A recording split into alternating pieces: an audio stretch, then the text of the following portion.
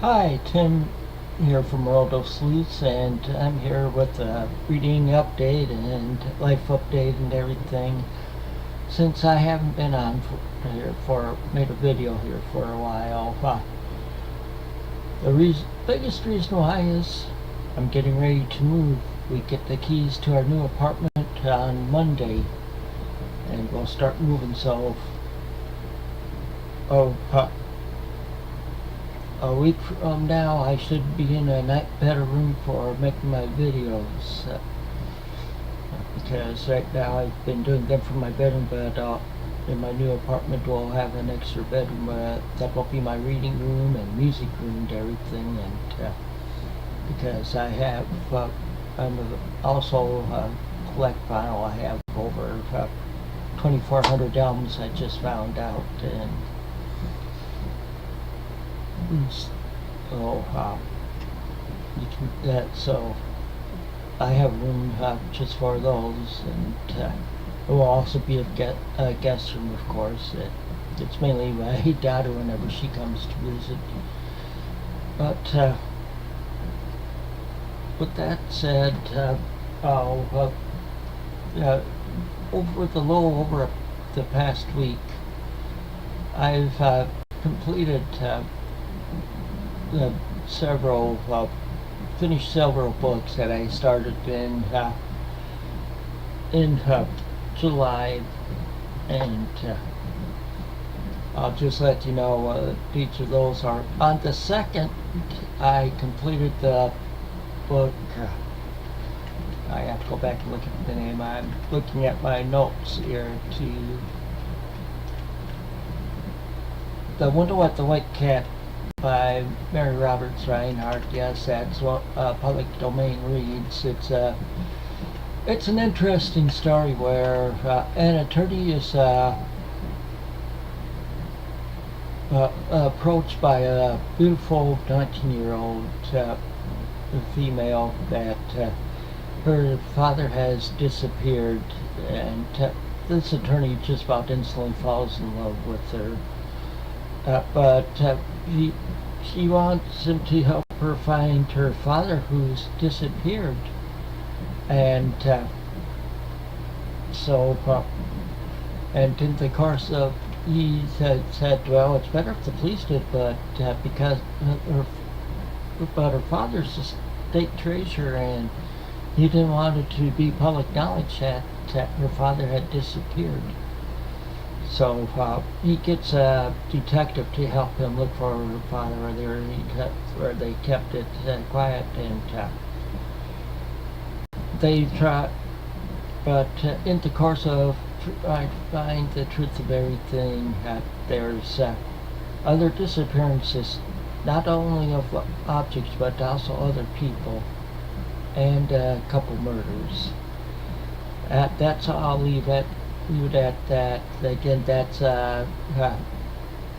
Window at the White Cat by Mary Roberts Reinhardt. And I finished that back on the second, and I gave it a rating of 5 out of 6 arrows. And then after that,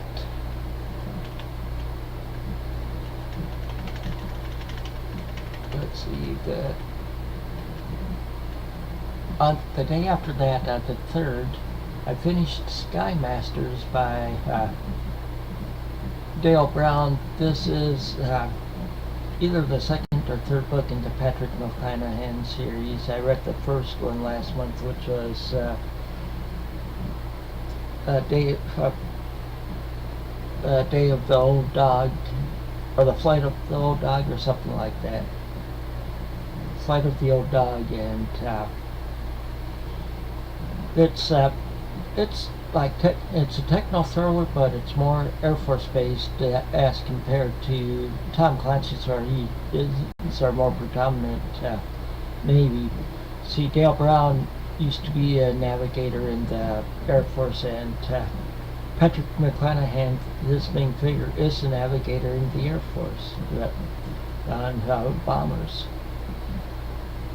Well, anyway, in this one, it takes place shortly after all the U.S. Troops leave the Philippines. The Philippine Islands are invaded by China. Because of actually one of the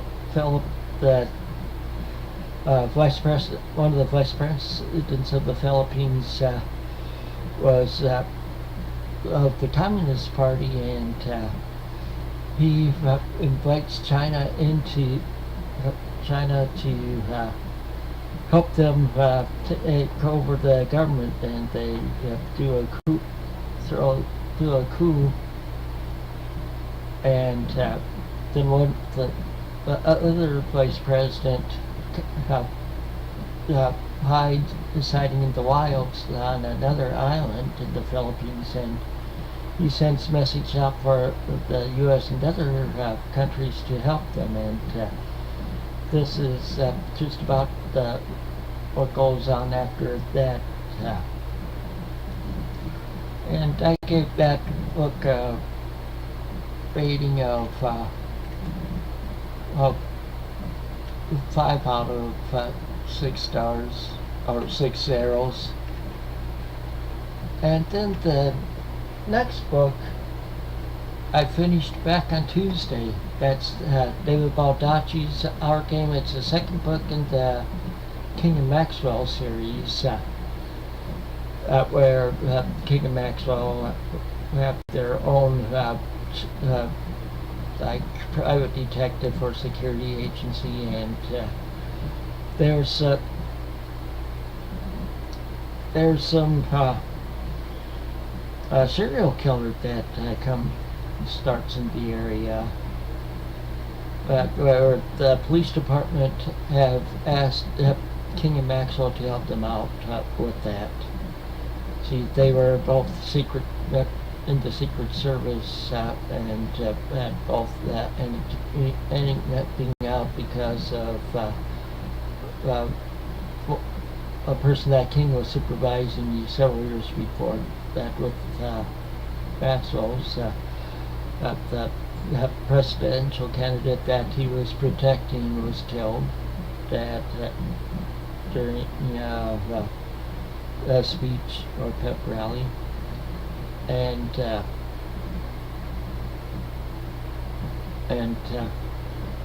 Maxwell, hers was a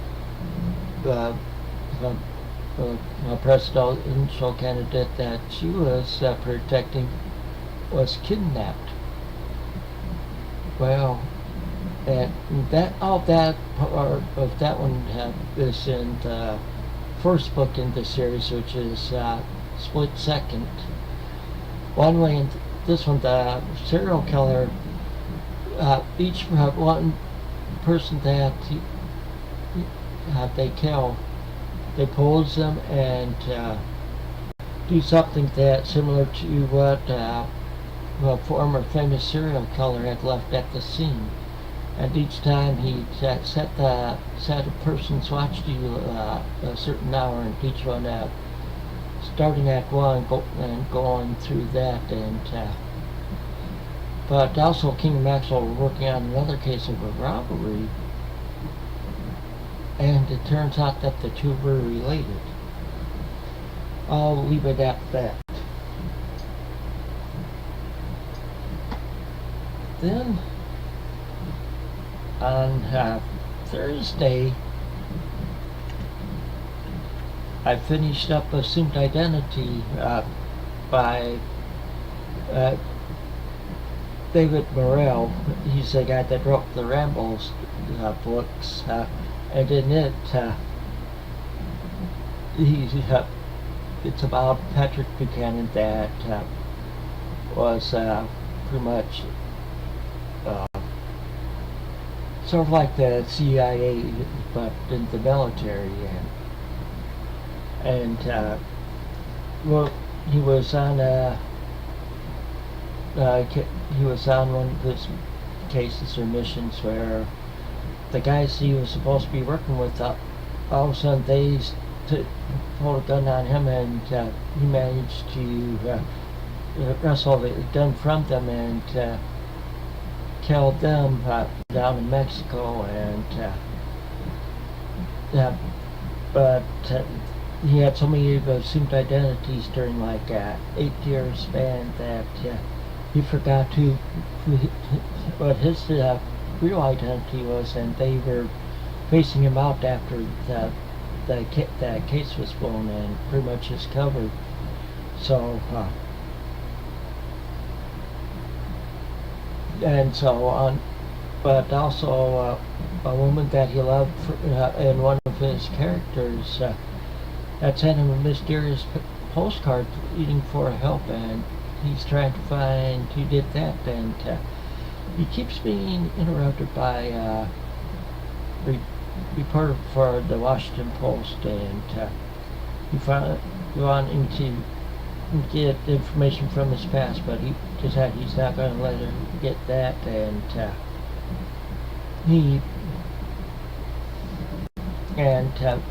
she just goes along with him, helping him finding this woman or who's behind causing all the trouble for her. That's all I'll say about this one. And then Friday I finished this on the last one I gave it 5 out of 6 arrows. I had given I had given our game 6 out of 6 arrows. I gave Assumed Identity 5 out of 6. And then yesterday I finished this, Where Are the Children by Mary Higgins Clark. It was my first story I've ever read by her, and boy was it a good book. It's about a woman whose children had disappeared, and then they were washed up on the shore. She was living in California at the time, and everybody thought she did it, but she got out, and she ended up in prison, but she got it overturned by some technicalities, and she changed her name and moved to Cape Cod. Now this is 7 years later. She's remarried, has 2 children, and her children disappeared. And now they're thinking she was behind it, because at around the same time an article was posted in the paper that she was this woman from 7 years ago, same woman, and around identical incidents. And but she just goes on about trying to find the children and stuff, and the investigations and stuff, and it is a good book. I gave it 6 out of 6 arrows. Then today I finished this book, Dark Horse by Tammy Hogue. It's about an ex-cop, Elena Estes, that had been injured bad. That's how she ended up being an ex-cop, and she felt she thought she should have been dead and stuff, but she had used to ride horses when she was young, and then she had a horse that she'd go riding daily and stuff. That was her one hope, and then one day 12-year-old comes to her and wants to hire her to find her sister that's been missing, and